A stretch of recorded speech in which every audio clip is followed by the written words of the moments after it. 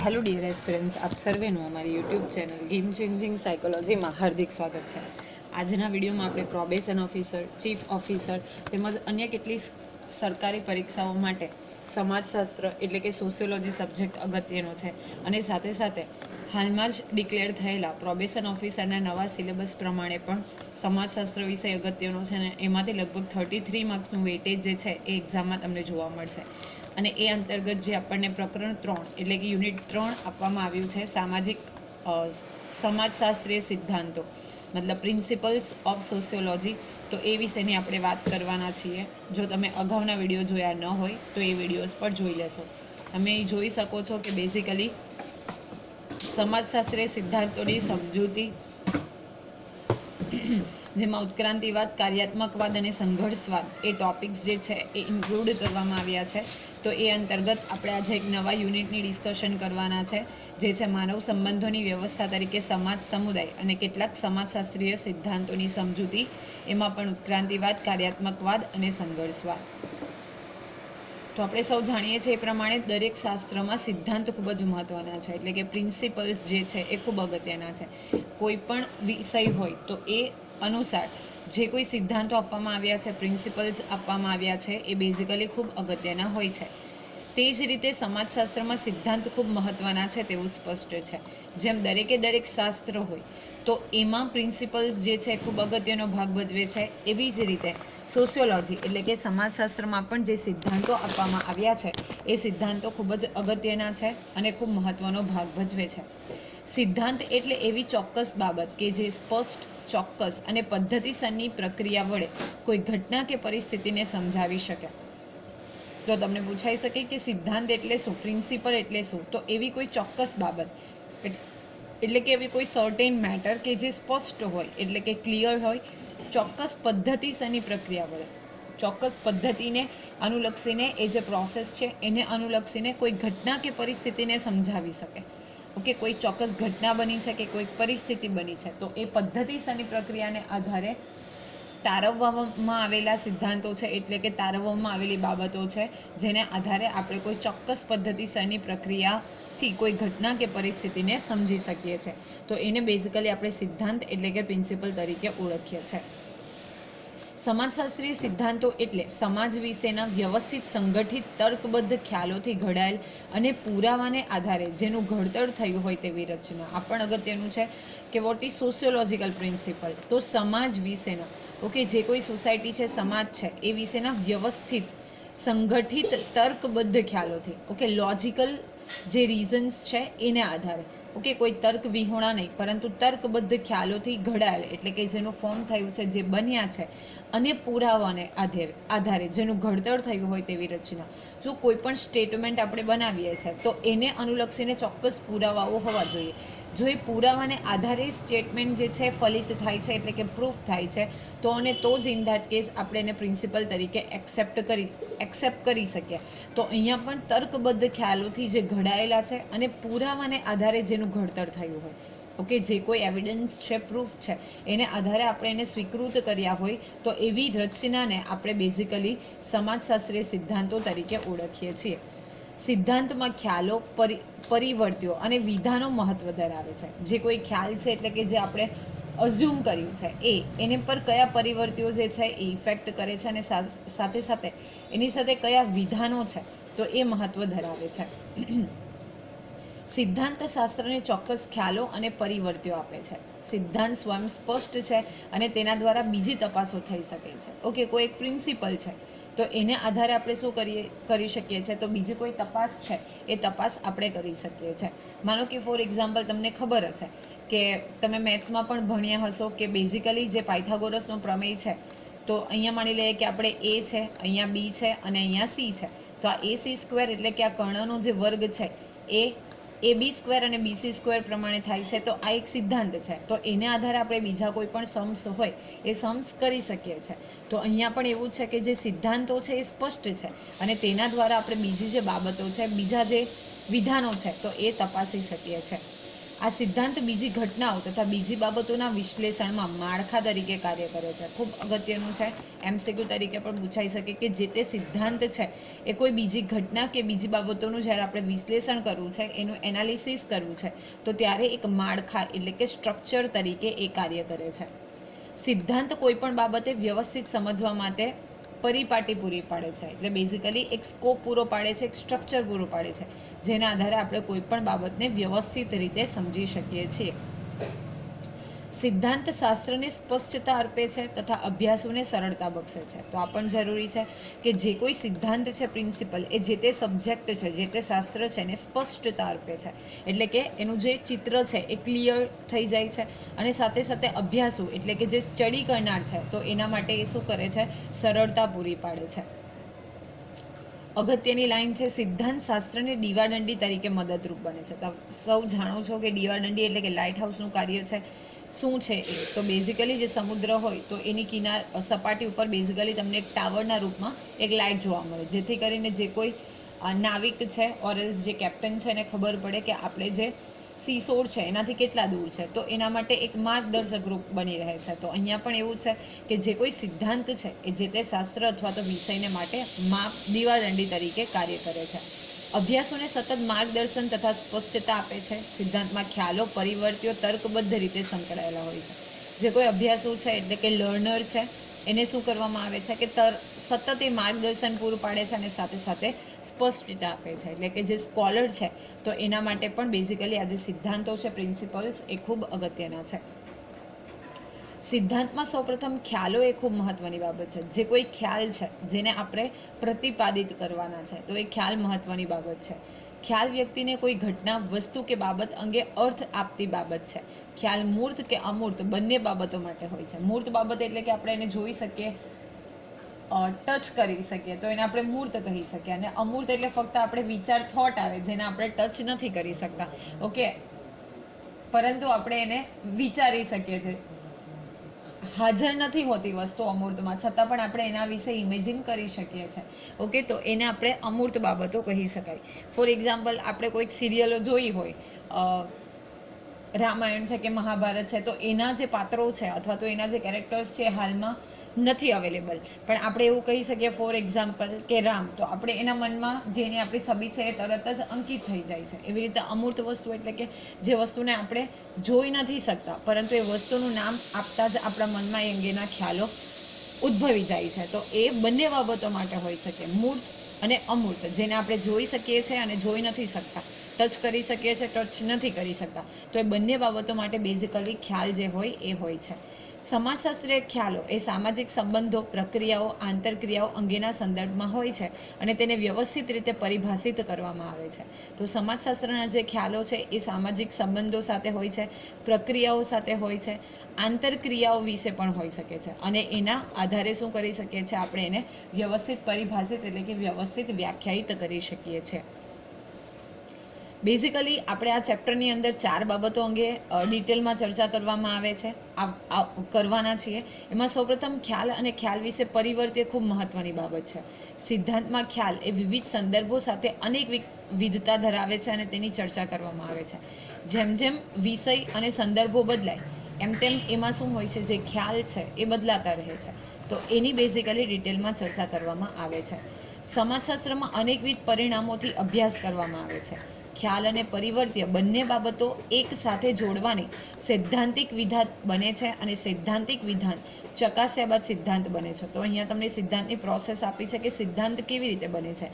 તો તમારા મનમાં જે કોઈ ખ્યાલ ઉદ્ભવ્યો છે, જે કોઈ થોટ આવ્યો છે, તો એ અને પરિવર્ત્ય, ઓકે, એની સાથે કઈ વસ્તુ ઇફેક્ટ કરે છે એ બાબતોને આપણે જો જોડીએ તો એનાથી વિધાન બને છે, એટલે કે સૈદ્ધાંતિક વિધાન બને છે. અને એ વિધાનની જો આપણે ચકાસણી કરીએ તો એના પછી શું બને છે, સિદ્ધાંત બને છે. ફોર એક્ઝામ્પલ, તમને કોઈ ખ્યાલ આવે છે કે કોઈક વસ્તુને તમે સળગતી જુઓ છો, તો એની પાછળ પરિવર્ત્યો કે શા કારણે આગ જે છે ઉદ્ભવી હશે, ઓકે, એનાથી આપણે સૈદ્ધાંતિક વિધાનો એટલે કે પરિવર્તનો બનાવી શકીએ. ફોર એક્ઝામ્પલ, કે કોઈ લીકેજને કારણે અથવા તો આગ લાગવાથી અથવા તો માની લઈએ કે શોર્ટ સર્કિટ થવાને કારણે, તો એના આધારે આપણે સૈદ્ધાંતિક વિધાન બનાવીએ છીએ કે ફોર એક્ઝામ્પલ કે લીકેજના કારણે આગ લાગી છે. તો એને કારણે એ જે વિધાન આપણે ચકાસીશું અને એના પછી આપણે એક સિદ્ધાંત બનાવીશું કે જ્યારે કોઈક લીકેજની ઘટના બને છે, ઓકે, એટલે કે કોઈ ફ્યુઅલ લીકેજની ઘટના બને છે તો એના આધારે આગ લાગી શકે છે. તો એના આધારે આપણે શું કરી શકીએ છીએ, કોઈ એક ચોક્કસ સિદ્ધાંત જે છે એ બનાવી શકીએ છીએ. ફ્યુ મિનિટ્સ બેક મેં તમને પાયથાગોરસનું એક્ઝામ્પલ આપ્યું. તો એના માટે તમે મેથ્સમાં પ્રમેય ભણતા હશો, તો એના માટે શું કરવાનું હોય છે, તમારે પ્રમેયને સાબિત કરવાનું હોય છે આકૃતિ દ્વારા, કે આ કર્ણ છે, આ વિકર્ણ છે, ઓકે, આ કાટખૂણો છે, આ બાકીના ખૂણાઓ છે. તો એના આધારે પછી જે તમે સેન્ટેન્સ જે છે પાયથાગોરસનો પ્રમેય એને સિદ્ધાંત તરીકે શું કરો છો, એક્સેપ્ટ કરો છો. સિદ્ધાંત ઘટનાઓને ચોક્કસ માળખામાં વર્ગીકૃત કરે છે. સિદ્ધાંત સ્પષ્ટ અને ટૂંકમાં જ્ઞાન આપે છે, તથ્ય દર્શાવે છે, સંબંધ દર્શાવે છે અને ક્યારેય આગાહી પણ કરે છે. ઓકે, તો એ ચોક્કસ માળખામાં જે ઘટનાઓ છે એને વર્ગીકૃત કરે છે અને એ શું કરે છે, સ્પષ્ટ અને ટૂંકમાં જ્ઞાન આપે છે. સાથે સાથે એ તથ્ય દર્શાવે છે અને સંબંધ પણ દર્શાવે છે અને ક્યારેક એ આગાહી પણ કરે છે. ફોર એક્ઝામ્પલ, આપણે જોયું કે શોર્ટ સર્કિટના કારણે આગ લાગી શકે છે, તો એના કારણે એક પ્રકારની આગાહી પણ કરી છે કે આપણે શોર્ટ સર્કિટથી સાવધાન રહેવું જોઈએ. સિદ્ધાંત સમગ્ર શાસ્ત્રમાં કે જ્ઞાનમાં રહેલી ઉણપ પણ દર્શાવે છે. બધા જ શાસ્ત્રોની જેમ સમાજશાસ્ત્રમાં પણ સિદ્ધાંત સામાજિક ઘટનાઓને સમજવા માટે અભ્યાસોને માર્ગદર્શન આપે છે. જેમ દરેક અલગ અલગ શાસ્ત્રમાં કોઈ પણ સિદ્ધાંત જે છે એ ઘટનાઓને સમજવા માટે માર્ગદર્શન આપે છે, જે સ્કોલર છે એને ગાઈડલાઇન્સ પૂરી પાડે છે. તો અહીંયા પણ જે સમાજશાસ્ત્રના સિદ્ધાંત છે, તો એ જે કોઈ અભ્યાસો છે, સ્કોલર છે, એને ગાઈડન્સ પૂરું પાડે છે. હવે આપણે જોઈએ ખ્યાલો. તો ખ્યાલો એટલે શું, તો સમસ્ત માનવ જગત ભાષા વાપરે છે, એટલે કે લેંગ્વેજનો યુઝ કરે છે અને ભાષામાં દરેક શબ્દ સાથે એક ચોક્કસ ખ્યાલ જોડાયેલો હોય છે. ફોર એક્ઝામ્પલ, આપણે અલગ અલગ શબ્દ વાપરીએ છીએ, તો કોઈ એક ચોક્કસ શબ્દ જે છે એની સાથે કોઈ ચોક્કસ ખ્યાલ જોડાયેલો છે. ફોર એક્ઝામ્પલ, આપણે એવું કહીએ કે ટેબલ, તો ટેબલ માટે આપણે એક ચોક્કસ ખ્યાલ ધરાવીએ છીએ. ચેર, તો ચેર માટે ચોક્કસ ખ્યાલ ધરાવીએ છીએ. માનવ સમાજનું જ્ઞાન અનેકવિધ શાસ્ત્રો, ટેકનોલોજી, તત્વજ્ઞાન વિષયોમાં વિકાસ પામેલું હોય છે. દરેક શાસ્ત્ર, દરેક વિજ્ઞાન એક પ્રકારની ચોક્કસ ભાષા વાપરે છે. ઓકે, દરેક શાસ્ત્ર છે, દરેક વિજ્ઞાન છે, એ ચોક્કસ પ્રકારની ભાષા વાપરે છે અને તે ભાષાને ટર્મિનોલોજી કહે છે. તમે કોઈ પણ સબ્જેક્ટ ભણતા હોય તો એ દરેક સબ્જેક્ટની ટર્મિનોલોજી હોય છે, એટલે કે શબ્દના અર્થ હોય છે. ઓકે, ફોર એક્ઝામ્પલ, જો મનોવિજ્ઞાન હોય તો મનોવિજ્ઞાનમાં પણ ટર્મિનોલોજી છે. ફોર એક્ઝામ્પલ, અલગ જે શબ્દો હોય જે મનોવિજ્ઞાનની સાથે સંકળાયેલા છે તો એને આપણે ટર્મિનોલોજી કહીએ છીએ. જેમ કે આપણે જોઈએ કે મોટિવેશન, તો એને કહેવાય પ્રેરણા, અભિપ્રેરણા, સ્ટિમ્યુલસ એટલે કે બેઝિકલી ઉદ્દીપકો, તો એ બધી ટર્મિનોલોજી છે. રિસ્પોન્સ એટલે કે પ્રતિક્રિયા કરવી, તો એ સાયકોલોજી બાબતની ટર્મિનોલોજી છે. ઇંગ્લિશમાં આપણે જોઈએ તો એના અલગ શબ્દો હોય, તો દરેક ભાષાના શબ્દો હોય છે જેને આપણે ટર્મિનોલોજી તરીકે ઓળખીએ છીએ. સમાજશાસ્ત્રમાં પણ સમાજશાસ્ત્રીય ખ્યાલો વપરાય છે. દાખલા તરીકે સહકાર, હરીફાઈ, સંઘર્ષ, ભૂમિકા, દરજ્જો વગેરે. તો આ જે સહકાર, હરીફાઈ, સંઘર્ષ, ભૂમિકા, દરજ્જો, એ બધા જે ખ્યાલો છે એ સમાજશાસ્ત્રીય ખ્યાલો છે. સમાજશાસ્ત્રમાં દુર્ખીમ ખ્યાલોને સામાજિક તથ્યો તરીકે ઓળખે છે અને ઓળખાવે છે. મોસ્ટ ઇમ્પોર્ટન્ટ ક્વેશ્ચન છે કે સમાજશાસ્ત્રમાં ખ્યાલોને સામાજિક તથ્યો તરીકે કોણે ઓળખાવ્યા છે, તો તમને યાદ રહેવું જોઈએ દુર્ખીમ, આપણે એમની વિશે ઘણી બધી વાત કરી છે. ઓકે, સમાજશાસ્ત્રના પિતા તરીકે આપણે ઓળખીએ છીએ અને સાથે આપણે બેઝિકલી વાત કરીએ તો એમનું જે પ્રદાન છે એને પણ દુર્ખીમને આપણે ઓગસ્ટ કોમ્ટે જે છે એને આપણે સમાજશાસ્ત્રના પિતા તરીકે ઓળખીએ છીએ, પણ દુર્ખીમે એનું જે પ્રદાન છે એ બેઝિકલી જે સોશિયોલોજીની સ્કૂલ્સ છે તો એ અંગે, અને જ્યારે માનવને આપણે એક જૂથ તરીકે કલ્પીએ તો એ અંગેનો ખ્યાલ જે છે એ દુર્ખીમે આપ્યો છે. ઓકે, સહકાર શબ્દ એ અનેકવિધ માનવો કે સામાજિક સંસ્થાઓ વચ્ચે એકબીજાને મદદરૂપ, એકબીજાના અંગરૂપ બનીને કોઈ ચોક્કસ ધ્યેયની પ્રતિક્રિયા કહી શકાય. તો જ્યારે આપણે સહકાર શબ્દ પ્રયોજીએ તો બેઝિકલી આપણે સોશિયોલોજીમાં કે કોઈક સામાજિક સંસ્થાઓ છે જે એકબીજાને મદદરૂપ થાય છે અને એકબીજાના અંગરૂપ બનીને કોઈ ચોક્કસ ધ્યેયની પ્રાપ્તિ માટે ક્રિયા કરે છે, તો એના માટે વાપરીએ છીએ.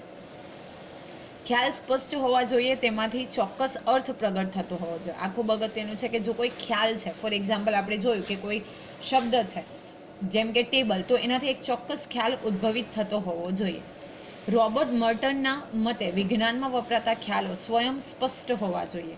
ઓકે, તો આ સ્ટેટમેન્ટ પણ તમારે યાદ રાખવાનું છે કે રોબર્ટ મર્ટનના મતે વિજ્ઞાનમાં જે કોઈ ખ્યાલો વપરાય છે એ સ્વયં સ્પષ્ટ હોવા જોઈએ, એટલે કે ક્લિયર હોવા જોઈએ.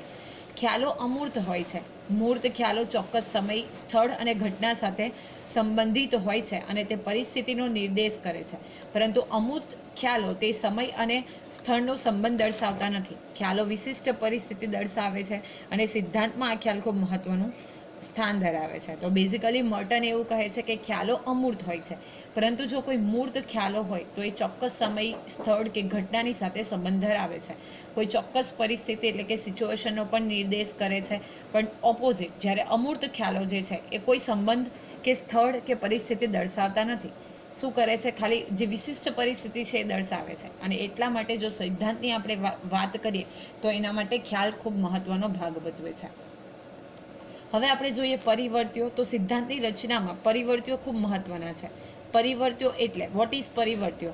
તો પરિવર્ત્યો એટલે અનેકવિધ બાબતો જેવી કે ઓપન યુનિવર્સિટીના વિદ્યાર્થીઓની જાતિ, ઉંમર, જ્ઞાતિ, વર્ગ, કુટુંબનો પ્રકાર, ઉંમર, વ્યવહારિક દરજ્જો વગેરે બાબતોને પરિવર્ત્ય તરીકે ઓળખી શકીએ, જેને આપણે પરિવર્ત્ય ચલ તરીકે પણ ઓળખીએ છીએ. જ્યારે તમે બેઝિકલી કોઈક રિસર્ચ સાથે સંકળાયેલા હોય તો એમાં પણ તમારે જુદા જુદા પરિવર્ત્યોનો ઉપયોગ કરીને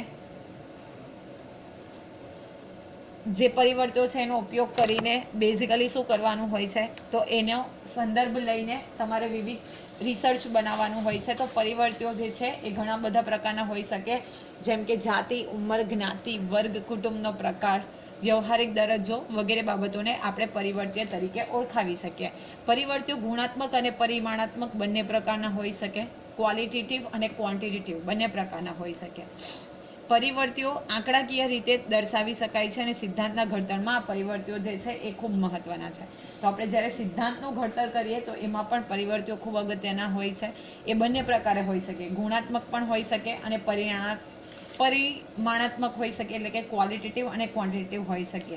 તમને કદાચ પરિવર્ત્યની ડેફિનેશન પૂછાઈ શકે તો જે વસ્તુ પદાર્થમાં આપણે ફેરફાર કરી શકીએ, જ્યારે ફેરફાર થઈ શકે એના મૂલ્યમાં, તો એને પરિવર્ત્ય તરીકે ઓળખી શકાય. તો મૂલ્યમાં કેવી રીતે ચેન્જ થઈ શકે? તો જુઓ, ઉંમર જો બદલાય તો માઇટ બી પોસિબલ કે આપણે કોઈ સ્ટડી રિલેટેડ અભ્યાસ કરીએ છીએ તો શાળાના બાળકો અને કોલેજના બાળકો, તો એની ઉંમરમાં જો પરિવર્તન આવે તો આપણને જે પરિણામ મળે છે એમાં ચેન્જીસ આવી શકે.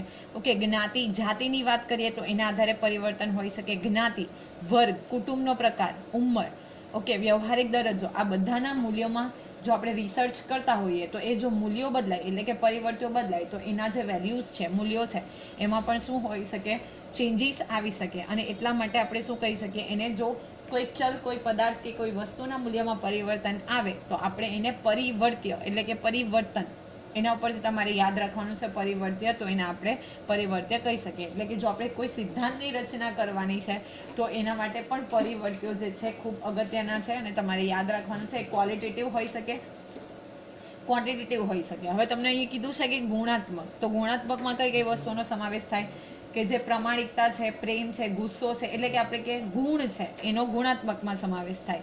અને પરિમાણાત્મક એટલે કે જે સંખ્યાને રિલેટેડ વસ્તુ છે, જેમ કે વજન, ઊંચાઈ, કિંમત, ઓકે, તો એ બધી વસ્તુ જે છે એનો બેઝિકલી આપણે પરિમાણાત્મક એટલે કે ક્વોન્ટિટેટિવ ડેટામાં એનો સમાવેશ કરી શકીએ છીએ. હવે આપણે જોઈએ સૈદ્ધાંતિક વિધાનો, કે સૈદ્ધાંતિક વિધાનો શું છે. તો પરસ્પર સંકળાયેલા ખ્યાલોને સિદ્ધાંતમાં પરિવર્તિત કરવા માટે તેના વિધાનો બનાવવા આવશ્યક છે.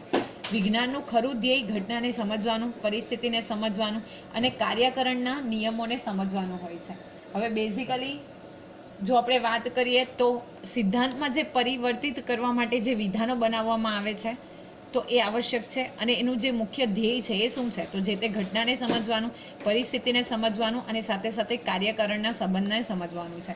પ્લસ એક વસ્તુ જે છે, આપણે પરિવર્ત્યની વાત કરીએ તો એ જે છે એ પરિવર્ત્ય આપણે સ્વતંત્ર પરિવર્ત્ય હોઈ શકે, અવલંબી પરિવર્ત્ય હોઈ શકે અને નિયંત્રિત પરિવર્ત્ય હોઈ શકે. તો તમને પૂછાઈ શકે કે પરિવર્ત્યોના પ્રકાર કેટલા છે, તો બેઝિકલી 3 પ્રકાર છે. કયા કયા તમારે યાદ રાખવાના છે? સ્વતંત્ર, જે કોઈના ઉપર ડિપેન્ડન્ટ નથી હોતા. અવલંબી જે છે એટલે કે બીજા ઉપર અવલંબન ધરાવે છે, બીજા ઉપર આધાર રાખે છે. અને નિયંત્રિત એટલે કે આપણા હાથમાં છે. એક સ્કોલર તરીકે તમે નિયંત્રિત પરિવર્ત્યો, માનો કે તમે પૂરા શહેરનો ડેટા કલેક્ટ કરવા માંગો છો તો શહેરના કેટલી વસ્તુઓ, કેટલી શાળા કોલેજોને તમે લેશો, એ નિયંત્રિત પરિવર્ત્ય છે. 2018ની જે પ્રોબેશન ઓફિસરની એક્ઝામ હતી એમાં એક ક્વેશ્ચન પૂછાયેલો હતો કે પરિવર્ત્યના પ્રકારો કેટલા છે. તો અને કયા કયા પૂછાઈ શકે, તો 4 ઓપ્શન આપ્યા હોય ને એક રોંગ હોય તો તમારે યાદ રાખવાનું છે સ્વતંત્ર પરિવર્ત્ય, અવલંબી પરિવર્ત્યો અને સાથે સાથે નિયંત્રિત પરિવર્ત્યો. ઓકે, હવે આપણે આવી જઈએ ફરીથી સૈદ્ધાંતિક વિધાનો ઉપર. તો વિધાનો મહદઅંશે તેને સ્પષ્ટ કરવા માટે પ્રયત્ન કરે છે. વિધાનો અમૂર્ત હોય છે કારણ કે તે સમય સ્થળ સાથે સંકળાયેલા હોતા નથી. વિધાનો છે અમૂર્ત છે. ઓકે, આપણે તારવેલા છે, આપણે બનાવેલા છે, આપણે વિચારેલા છે એટલે અમૂર્ત હોય છે. તર્કબદ્ધ રીતે પરસ્પર સંકળાયેલા વિધાનો હોય તો તેને સિદ્ધાંત પ્રસ્થાપિત કરી શકાય છે. દુર્ખેમે આ જ રીતે શ્રમ વિભાજનનો સિદ્ધાંત રજૂ કર્યો છે. અગેન મોસ્ટ ઇમ્પોર્ટન્ટ સ્ટેટમેન્ટ કે શ્રમ વિભાજનનો સિદ્ધાંત કોના દ્વારા રજૂ કરવામાં આવ્યો છે, તો દુર્ખેમ દ્વારા શ્રમ વિભાજનનો સિદ્ધાંત જે છે એ રજૂ કરવામાં આવ્યો છે. વિદ્વાનો પહેલા ખ્યાલો વિકસાવે છે અને ત્યારબાદ તેને સિદ્ધાંત તરીકે પ્રસ્થાપિત કરે છે. જો જરૂરી છે કોઈ ખ્યાલ આવ્યો, રાઈટ, તો એને તમે તરત સિદ્ધાંત ન બનાવી શકો. એ જે વિધાન છે, ખ્યાલ છે, તો એને તમારે પ્રૂફ કરવો પડશે. તો એને આધારે શું કરી શકીએ છીએ આપણે સિદ્ધાંતને પ્રસ્થાપિત કરી શકીએ છીએ. ફોર એક્ઝામ્પલ, દુર્ખેમે આત્મહત્યા અંગેના તથ્યો એકત્રિત કર્યા, તે અંગેના વિવિધ ખ્યાલો વિકસાવ્યા, એ તમામ ખ્યાલોને તર્કબદ્ધ રીતે સાંકળ્યા અને સિદ્ધાંતનું ઘડતર કર્યું અને તેને આપણે વિવિધ રીતે જોડી શકીએ. ઓકે, સૌપ્રથમ આપણે તથ્ય એકત્ર કરીએ છીએ એટલે કે ફેક્ટ. એને આધારે આપણે વિવિધ ખ્યાલો કે ભાઈ આ થયું તો આ રીઝન છે, આ થયું તો આ રીઝન છે, અને ધીરે ધીરે ખ્યાલોને આપણે તર્કબદ્ધ રીતે ગોઠવણી કરીએ તો એમાંથી એક સિદ્ધાંત જે છે એનું આપણે ઘડતર કરી શકીએ છીએ. ભારતીય સમાજમાં જોઈએ તો ગરીબી અને નિરક્ષરતા એ બંને વચ્ચે સંબંધ છે. તેથી મહદ અંશે આર્થિક રીતે પછાત લોકો નિરક્ષર હોઈ શકે એમ કહી શકાય. જો આપણે ભારતની વાત કરીએ તો ગરીબી, જ્યાં ગરીબીનું પ્રમાણ વધારે છે તો એ લોકો ગરીબ છે, આર્થિક રીતે પછાત છે, એમની પાસે એટલા પૈસા નથી કે જે એ લોકો શું કરી શકે, એજ્યુકેશન પાછળ યુઝ કરી શકે, એટલે એ લોકો નિરક્ષર છે. એટલે આપણે એવું કહી શકીએ કે ગરીબી એટલે કે પોવર્ટી અને નિરક્ષરતા એટલે કે લિટરસી રેટ છે એ બંને વચ્ચે શું છે, ઇન્ટર રિલેશન છે. અને એટલા માટે આપણે એવું કહી શકીએ કે જે લોકો આર્થિક રીતે પછાત છે એ લોકો નિરક્ષર હોઈ શકે.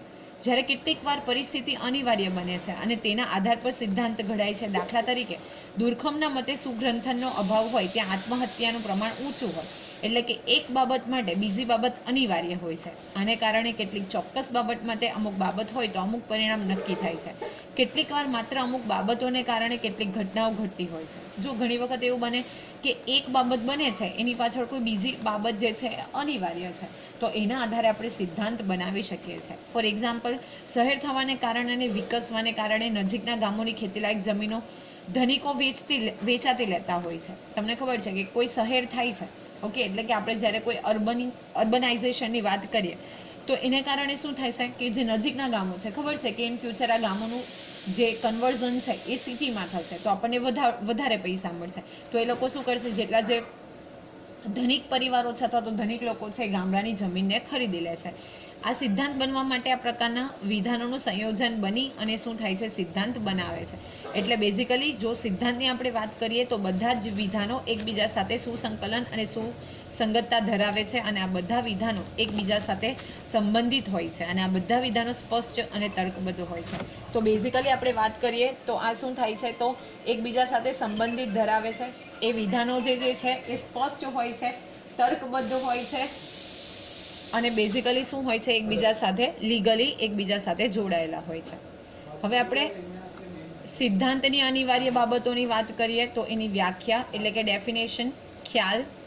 ઓકે, એટલે પહેલાં આપણે વ્યાખ્યા આપવી પડે, પછી એના આધારે ખ્યાલ પ્રતિપાદિત થાય, પછી સુસંકલિત વિધાન એટલે કે જે વિધાનો છે એ એકબીજા સાથે કેવી રીતે સંકલન ધરાવે છે એ, અને એમાંથી શું થાય છે, સિદ્ધાંત. તો આ તમારે યાદ રાખવાનું છે. સૌપ્રથમ વ્યાખ્યા હોય, પછી ખ્યાલ હોય, પછી વિધાન બને છે અને એના આધારે સિદ્ધાંત જે છે એનું પ્રતિપાદન થાય છે.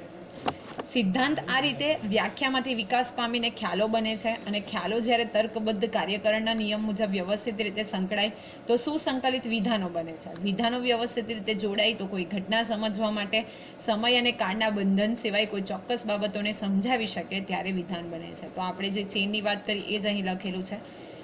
વૈજ્ઞાનિક સિદ્ધાંત બનવા માટે જે રજૂઆત થાય છે તે અનુભવજન્ય હોવી જોઈએ. એટલે વ્યક્તિએ પોતે ચોક્કસ પદ્ધતિ દ્વારા એકત્રિત કરી, ચકાસી અને માહિતીને સ્પષ્ટ અને ચોક્કસ રીતે રજૂ કરી શકાય.